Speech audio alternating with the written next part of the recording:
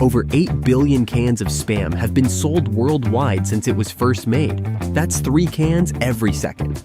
But how is Spam made, and why is it so loved around the world? Let's face it, Spam is weird stuff. It might look like a block of mystery meat and taste suspiciously delicious. But it turns out there's a lot that goes into each and every can of Spam. Here's how Spam is really made. When you look at Spam, it is hard to put into a simple category.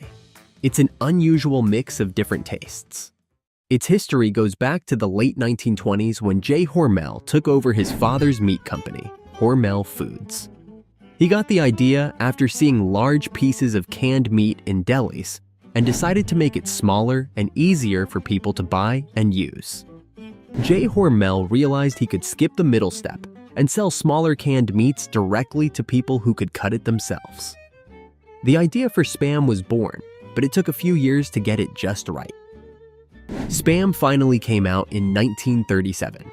Early on, Hormel decided Spam would mainly use pork shoulder, a part of the pig that was not often used because it was hard to prepare.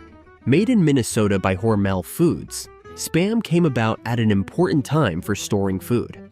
After World War I and the Great Depression, there was a need for cheap, long-lasting sources of protein.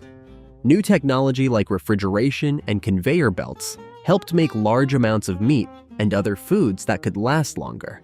During World War II, Spam became an important part of soldiers' meals, with over 150 million pounds sent to troops.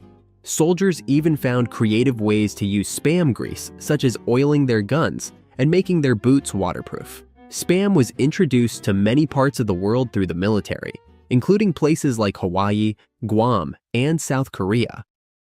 The process of making Spam starts with fresh pork shoulders and ham being delivered to the factory.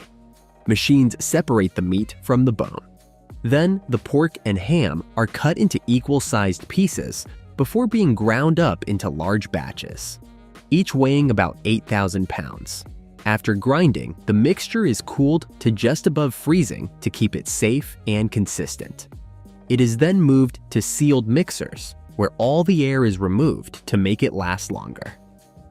This air-free environment stops the meat from spoiling or losing moisture during the process. Spam production is mostly done by machines at 2 main locations in North America: Austin, Minnesota, and Dubuque, Iowa. Only 13 workers are needed to run the process, which includes grinding pork shoulder and ham into 8,000-pound batches. The mixture is quickly cooled and mixed with salt, sugar, sodium nitrite, and other ingredients to make sure each batch has the same texture and taste. The name Spam was chosen through a naming contest held by Hormel, and the winner received $100. Many people believe Spam is a mix of the words spiced ham, but the exact meaning has been kept a company secret. Spam is often thought of as a strange mystery meat, but it actually contains only 6 ingredients: pork with ham, salt, water, potato starch, sugar, and sodium nitrite. That's it. You might wonder why some of these ingredients are used. Sodium nitrite helps stop bacteria from growing, which can cause food poisoning. It also gives Spam its pink color due to a reaction between the nitrite and the protein in the meat. After the meat is cut from the bone and ground into 8,000-pound batches, a metal detector checks for any unwanted materials. The mixture is then moved to vacuum mixers, which supercool the batch to freezing temperatures. The vacuum and cold help retain moisture during cooking. Once all the ingredients are thoroughly mixed, the Spam is funneled into cans, which are vacuum sealed to remove air. The sealed cans are then cooked in a large machine that can process up to 66,000 cans at once. This cooking step ensures the Spam is free from harmful bacteria and can be safely stored for years. After cooking, the cans are cooled, labeled, and prepared for shipping. How long does Spam last? Hormel says that if stored properly, a can of Spam can last indefinitely, though it typically starts to lose quality about 5 years after its best-by date. Once Spam is canned, it's actually cooked inside the can. The cans are sent to a large hydrostatic cooker, which can cook and sterilize up to 33,000 cans every hour. After being cooled and washed, the cans are ready to be shipped.